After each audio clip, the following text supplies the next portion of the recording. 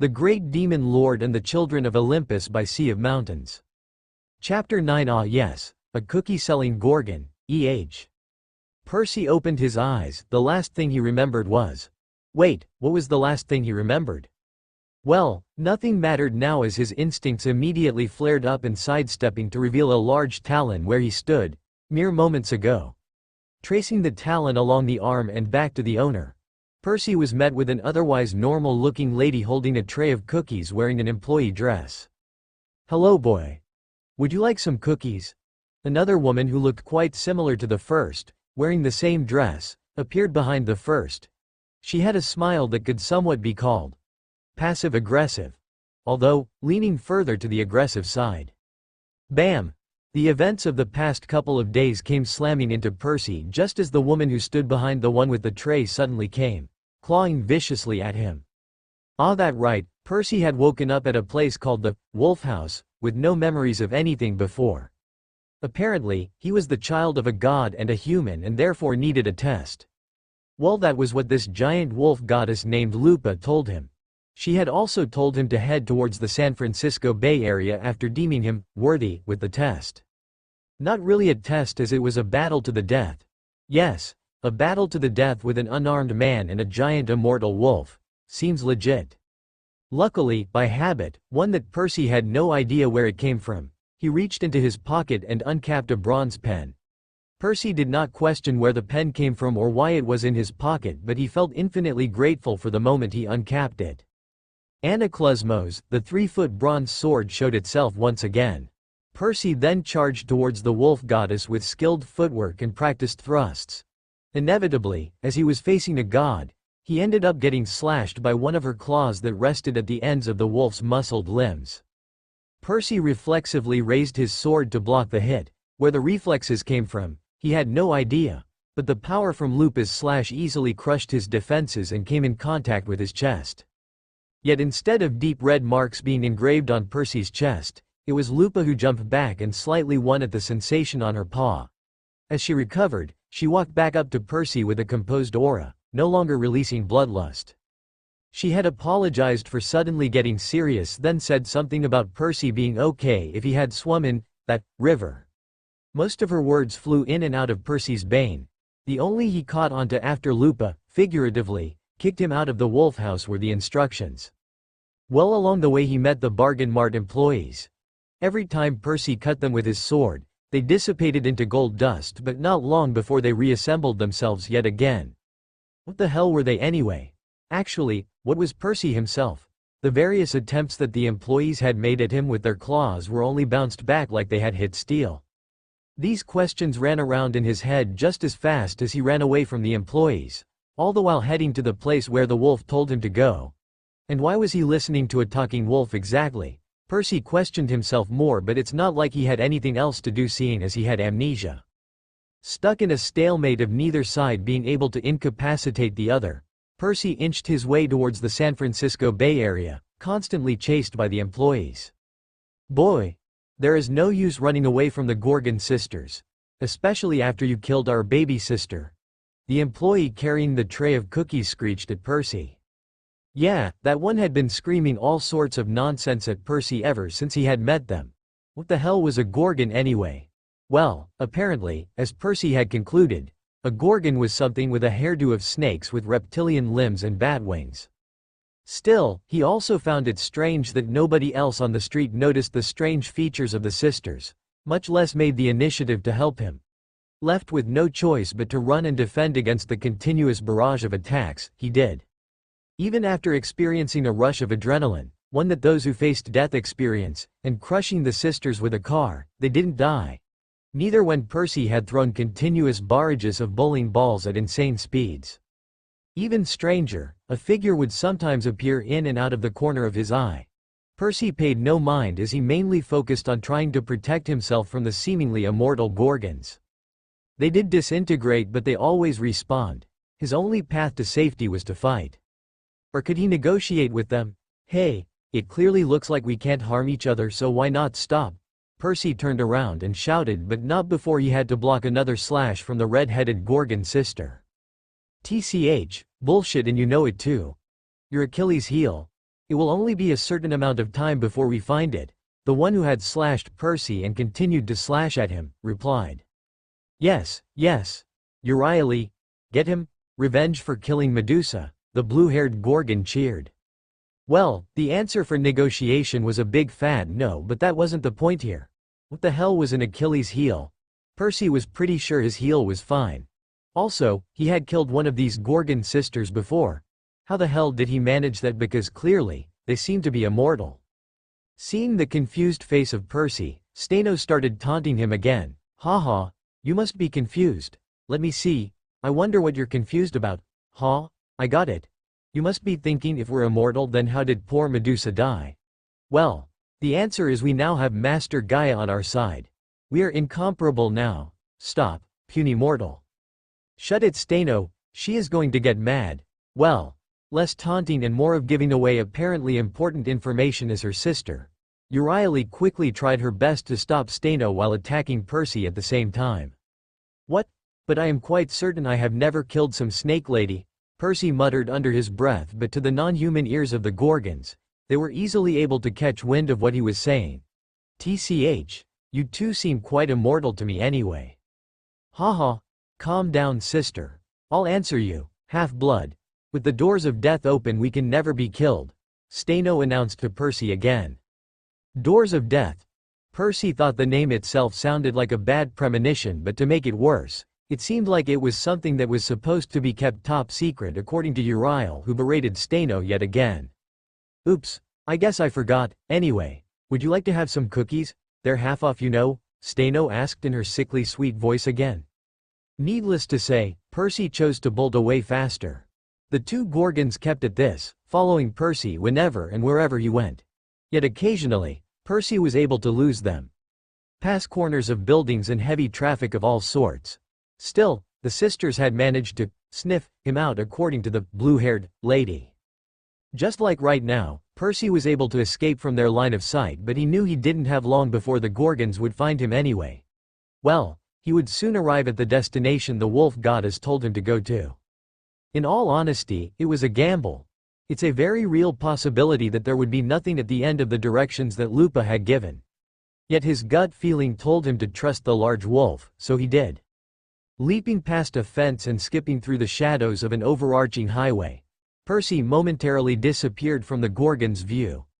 His thoughts ran, undisturbed, on the possibilities of what could be in the San Francisco Bay Area when the sudden silhouette of a figure in his peripheral vision caught his attention. Hey, young man.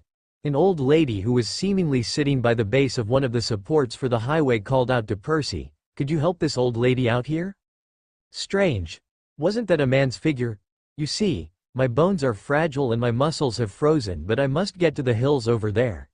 Could you possibly help a poor lady out here? Percy hesitated while surveying his surroundings in a panicked manner before finally giving his answer after a couple seconds with a kind face.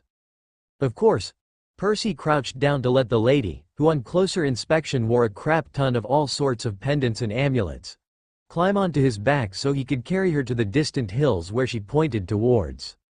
Well, at any rate, it was only another step towards his destination, so why not?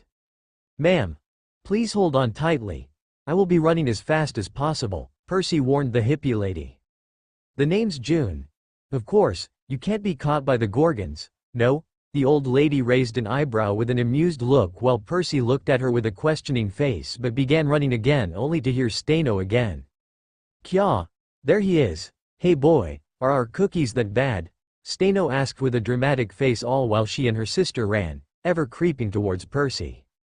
Holy shit, this lady is heavy, Percy thought, but did not pay any more attention as he now needed to get the lady to safety too. Ho ho, so what if you had two choices, young man? The hippie lady June on Percy's back suddenly spoke up, pointing to the right. You'd be able to live a happy, safe life if you run out to sea, you know. Though my destination is the hills on the left here. Across the highway and over Little Tiber River. Percy listened without turning around, knowing in doing so will only trip him up again, thus slowing him down. But, over the river is also where you can regain your lost memories and save the world. June spoke in cryptic words that only made Percy wonder about who the strange lady was even more. not only knowing about the Gorgons but also about how he lost his memories. Ignoring the pondering Percy, June continued again, but of course, whether it is the sea or the hills, that is your choice, Percy. What? How does she know my name? But more importantly, save the world. Though the choice that helps me regain my memories does seem attractive, so does the sea. June stopped talking, leaving Percy to his own thoughts. Whatever. I guess I'll go there. Determined, Percy set off towards the destination that he had chosen, leaving June on his back with a satisfied smile. He may have his memories sealed, but a person can't change that easily, huh? June commented on Percy's choice. As Percy approached the grassy hills that once seemed so far away a couple of minutes ago by the bridge, he noticed a tunnel. By the tunnel stood 3 figures, 2 of which had weapons and armor equipped. The wind picked up and Percy blinked once, twice, and when he looked over to the cave, there were only 2 people standing on the left and right side of the tunnel. Strange, was the third figure only an illusion? Yes, through the tunnel then pass a river. I cannot assure if your memories will definitely be there, but it is for sure the path towards them. June spoke out of the blue again, startling Percy, who had only been focused on running and the various verbal curses Steno sent their way. Halt! State your business. The girl who stood on the right side of the tunnel asked. She poised herself in a composed and elegant manner. As you can see here, I have some trouble here, Percy said, nodding towards the Gorgons that weren't too far behind. I'll need some help to get rid of them. Hey, Hazel, he is clearly a demigod too. Should we let him in? The boy with an army cut on the other side of the tunnel entrance asked. He held a bow with an arrow nocked and at the ready. True, we can't wait for reinforcements, the girl said as she hopped off from her perch, swiftly followed by the boy.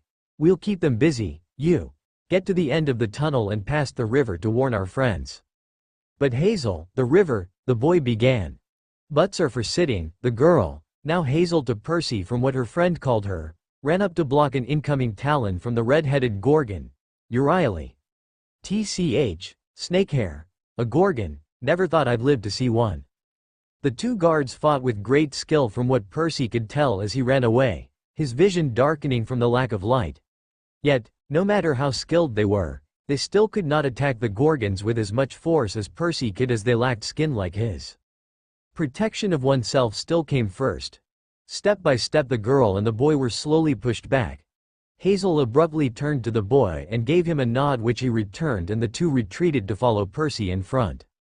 I forgot to tell you this, but by crossing the river in front, you will lose your impenetrable defenses. Will you still cross it? June piped up from behind Percy. Things like that are meant to be said earlier, but Percy takes a quick glance over his shoulder. It seems like the way back is blocked now. There is only one way forward. Determination shone in his eyes, determination to fight and protect. A glint that finally returned to his eyes once again. Hey, wait up, boy. Why not have a cookie? I'll personally tell you one of our secrets.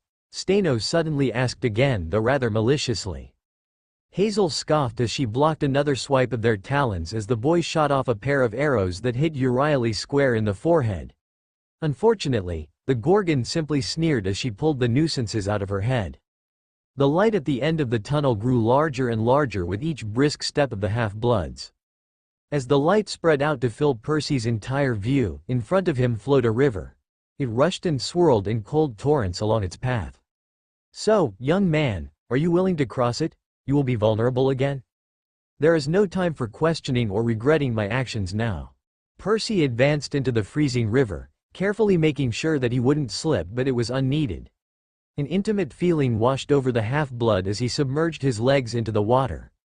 A feeling of returning to somewhere and power, like he could control all of it. All of the water, it was his. Frank, blow the horn. The girl, Hazel, screamed at the boy, who now began to cross the river with Percy as Hazel held back the 2 Gorgons. The boy, Frank, nodded and unclipped a bullhorn from his hip and blew into it. The sound washed over Percy and continued forward towards the other shore, most likely warning whoever was on the other side. Ah! A scream resonated in the ears of everyone present. It was Hazel. She was unable to block both oncoming attacks of the Gorgon sisters. Deep red gashes slid down her right arm. Percy had only just reached the opposite shore as he heard the scream while Frank had only crossed half with some trouble.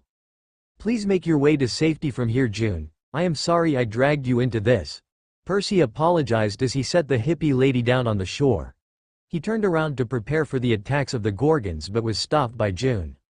"Your invulnerability has washed off, child. How are you going to save the girl?" June smiled.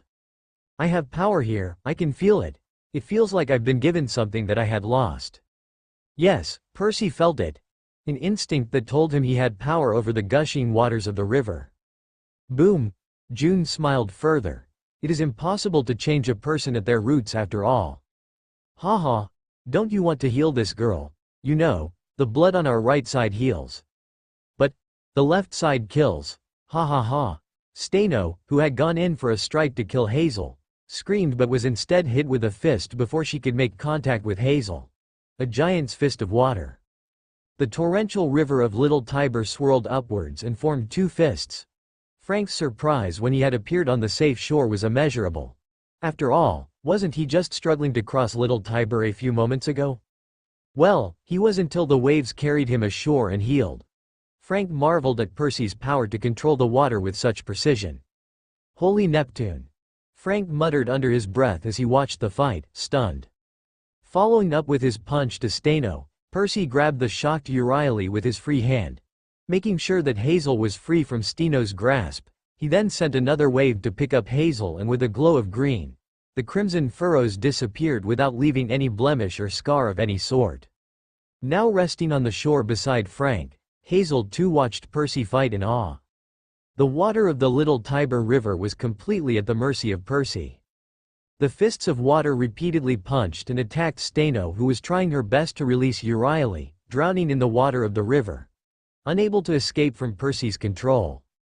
Yet as Percy dominated wherever the water touched, the Gorgons had no hope of escaping. As for Percy, even he himself marveled at the power that he held in the water. It felt so natural. But unbeknownst to him, he was under the watchful and curious gazes of the two guards. "Hey, Frank.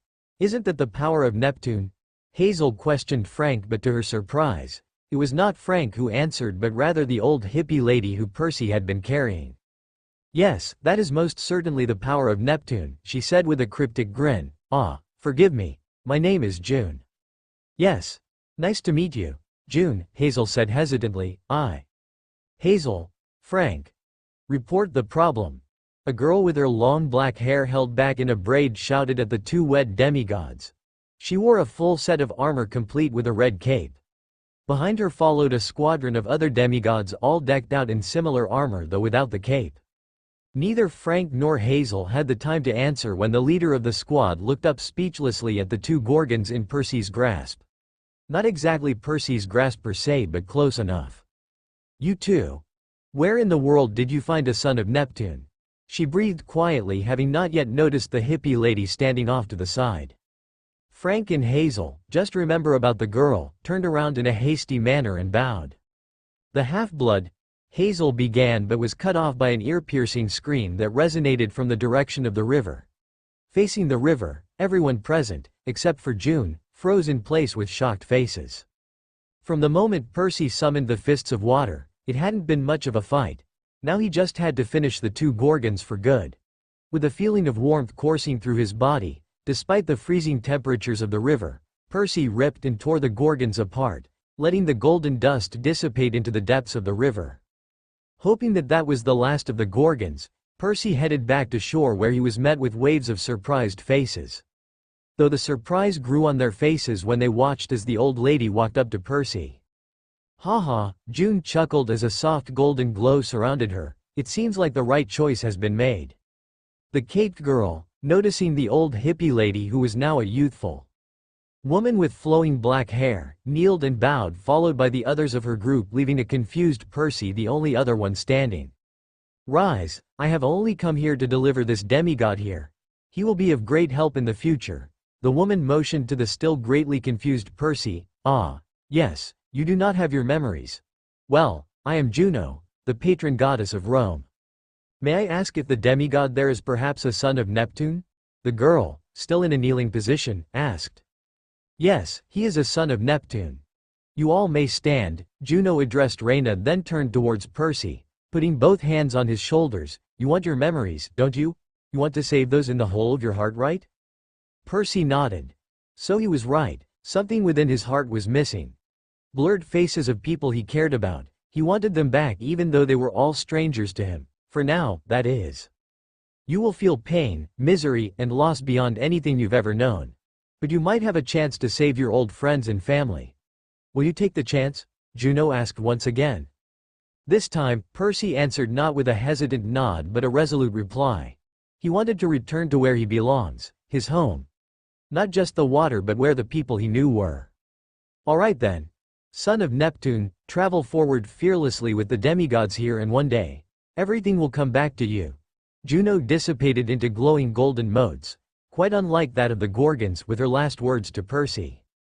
Ensuing the leaving of Juno, the apparent leader of the armed group walked up to Percy. My name is Reyna. I am the praetor of Camp Jupiter. Follow me, Percy. The girl. Reyna gestured for Percy to follow her and the rest of her group. As Percy turned around to glance at the spot where Juno once stood, he saw another figure, but just like an illusion, it too disappeared. Although this one disappeared into the shadows. Strange, he thought, but paid it no more mind, as when Percy turned around he saw an absolutely massive white wall staring back. His mind instantly erased any thoughts of the shadowy figure. Welcome to Camp Jupiter, Percy. Although, not quite yet, Reyna said as she held a hand towards the towering wall, leaving Percy speechless. Phew. I wonder if he is the one I was told about. Interesting.